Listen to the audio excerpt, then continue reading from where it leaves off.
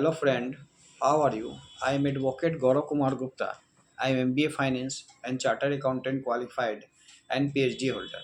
My project Derivative Market Future Trend Analysis and this project I am Finance Guru के नाम से भी जाने जाते हैं. My I am law expert, accountancy expert and income tax and GST expert. आज आपको एक्सप्लेन कर रहे हैं important part of bar act to be situated for judgment writing. Judgment writing के समय हमें इम्पोर्टेंट पॉइंट्स को हम सिचुएटेड पॉइंट्स को बता रहे हैं, जिसमें सेक्शन नंबर और सिग्निफिकेंस मीन्स क्या होता है महत्वपूर्ण.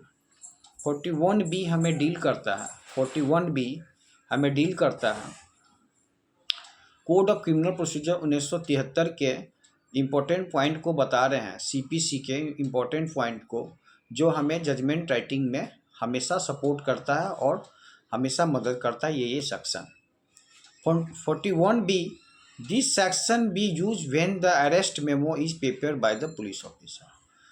CRPC की क्रिमिनल प्रोसीजर कोड जो होता है, हम आपको बताए थे जब सब्सटेंसी लॉ जब समाप्त होता है, जब जैसे ही हम FIR लॉन्च करते हैं तो मेरा क्या होता है प्रोसीजर लॉ स्टार्ट हो जाता है.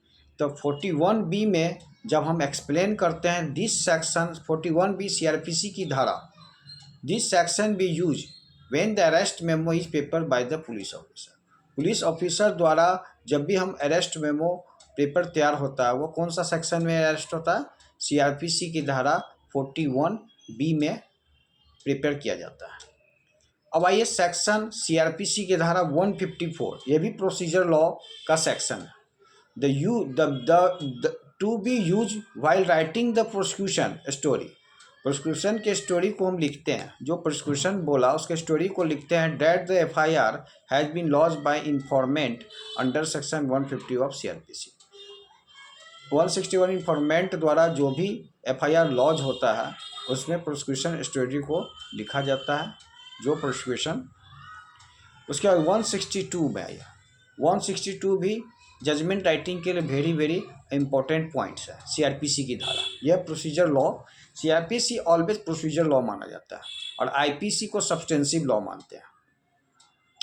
To be use while appreciating the evidence relating to TIP disclosure statement dying declaration. करेंगे 162 CRPC की धारा 162 हमें डील करता है TIP का मतलब टेस्ट आइडेंटिफिकेशन पैड. TIP का मेन पावर किसके पास होता है, मजिस्ट्रेट के पास.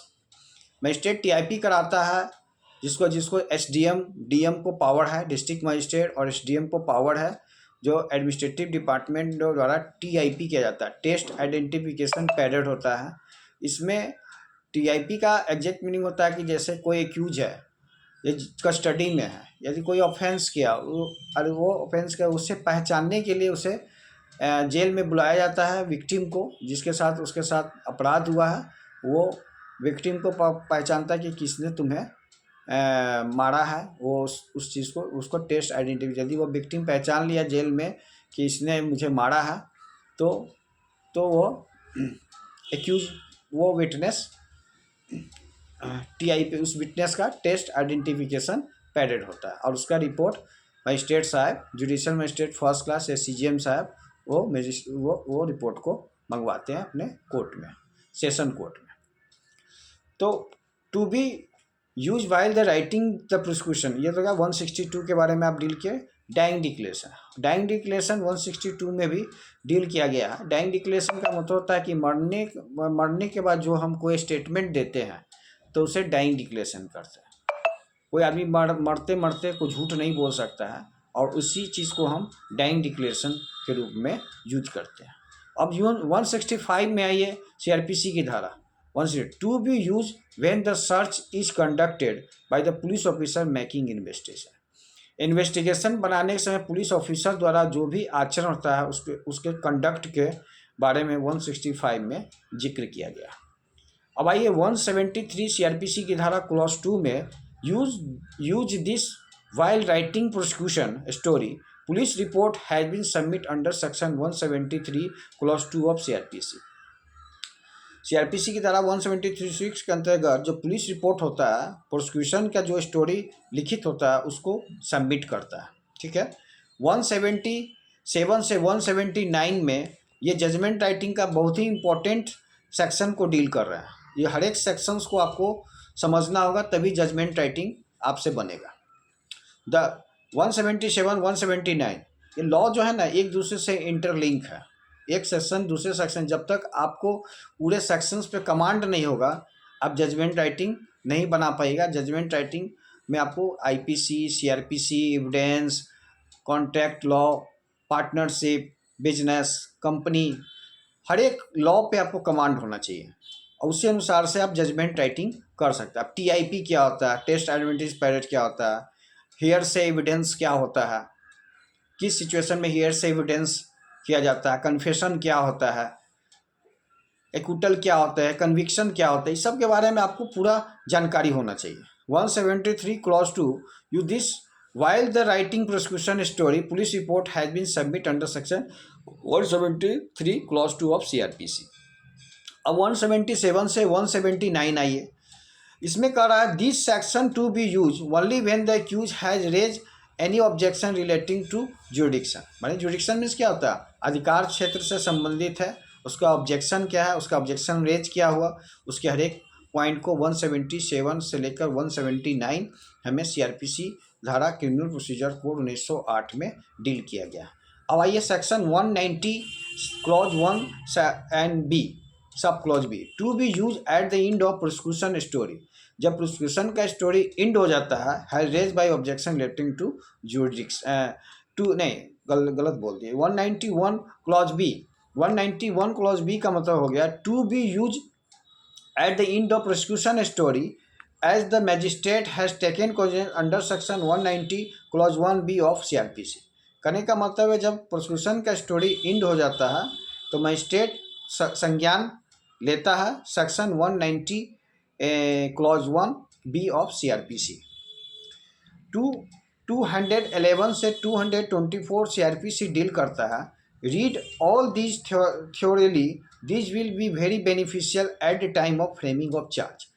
जब चार्ज उसी समय जब चार्ज फ्रेमिंग होता है, बेनिफिशियली होता है, तो थ्रोली उसको रीड करता है 211 से लेके 224 सेक्शन तक।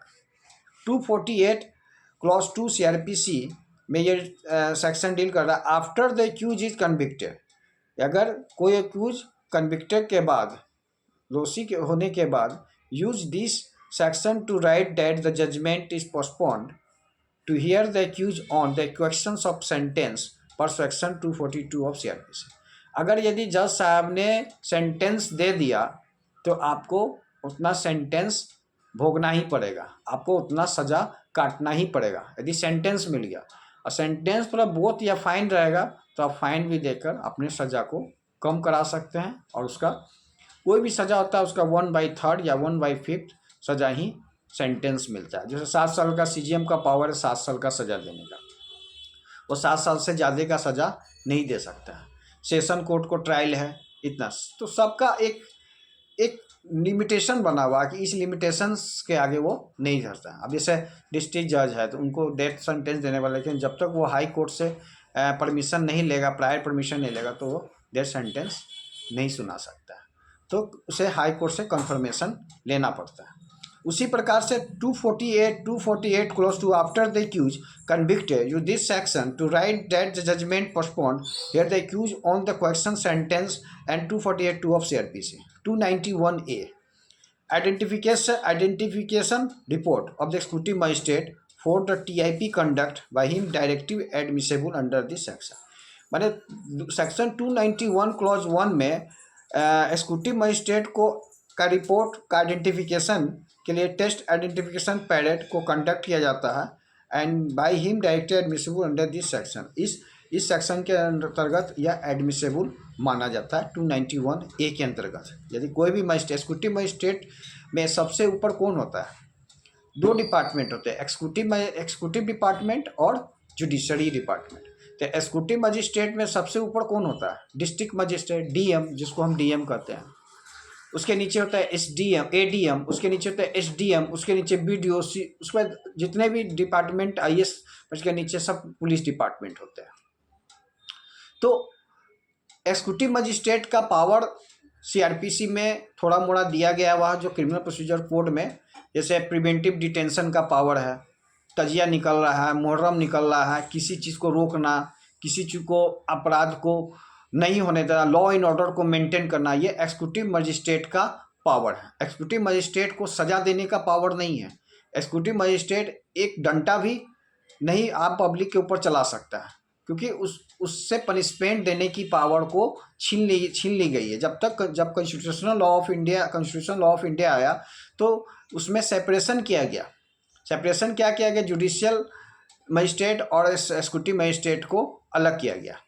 तो पहले के ज़माने में जिला DM को जिला दंडाधिकारी के नाम से लोग जाने थे, थोड़ा मोड़ा दंड देने का उनको पावर दिया गया था। जब कॉन्स्टिट्यूशन लॉ ऑफ इंडिया आया तो उसे दंड देने की पावर को छीन लिया गया, और ओनली फॉर उसे लॉ इन ऑर्डर को मेंटेन करना है, उससे ज़्यादा वो कुछ नहीं कर सकते। लेकिन एक छोटा सा जुडिशियल मजिस्ट्रेट को इतना पावर है, वो किसी भी एक्जीक्यूटिव मजिस्ट्रेट, चाहे DM हो, चाहे DIG हो, चाहे IG हो, वो उसको ऑर्डर दे सकता है और अपने कोर्ट में बुला सकता है। और यदि वो गलत ढंग से यदि वो लॉ एंड ऑर्डर को नहीं मेंटेन करते हैं तो उसे सज़ा भी मिल सकती है, उसे जेल भी जाना पड़ सकता है। इसलिए जुडिशियल मजिस्ट्रेट, एक छोटा सा जुडिशियल मजिस्ट्रेट के पास बहुत पावर होता है। 291A 293 में report of certain government scientific expert like chemical examiner are directly admissible under this section. कहना 293 में सेंट्रल गवर्नमेंट साइंटिफिक एक्सपर्ट द्वारा एग्जामिनर करता है, उसका रिपोर्ट तैयार करता है 293 के अंतर्गत। अब आइए CRPC की धारा, ये सब जो भी धारा हम डील कर रहे हैं वो जजमेंट राइटिंग से डायरेक्ट लिंक करता है।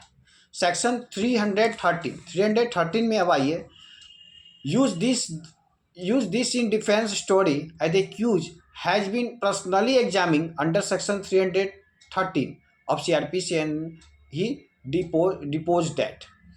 357 डील करता है CRPC के द्वारा use this section in the operative part while the awarding compensation to the victim. 366 deal करता है use this in hearing of the accuse on sentence to write that he is not been given benefit section 360 because of the reason. अगले video में हम आपको IPC के बारे में, CRPC के बारे में कुछ हम डील किए हैं, इसके भी और सेक्शन को डील करेंगे नेक्स्ट वीडियो में। और इंडियन पिनल कोड के बारे में भी हम आपको नेक्स्ट वीडियो में जजमेंट राइटिंग के बारे में बताएंगे कि जजमेंट राइटिंग में जैसे सेक्शन 292 IPC का जजमेंट राइटिंग में हमेशा यूज होता है। डोरी डेथ 304B IPC का सेक्शन है। IPC क्या? Substantive law. सब्सटेंसिव लॉ जहाँ से समाप्त होता है वहाँ से प्रोसीजर लॉ स्टार्ट हो जाता है। इस चीज़ को हमेशा आप दिमाग में रखिएगा। जैसे ही लॉजिंग ऑफ द FIR हुआ, 154 में FIR हम लोग दर्ज कराते हैं, लॉजिंग कराते हैं, लेकिन अब इसका 1 सेक्शन BNS जो नया जो आया है, जो अभी सेक्शन चेंज हुआ, उसको हम 173 में FIR को लॉन्च कराते हैं।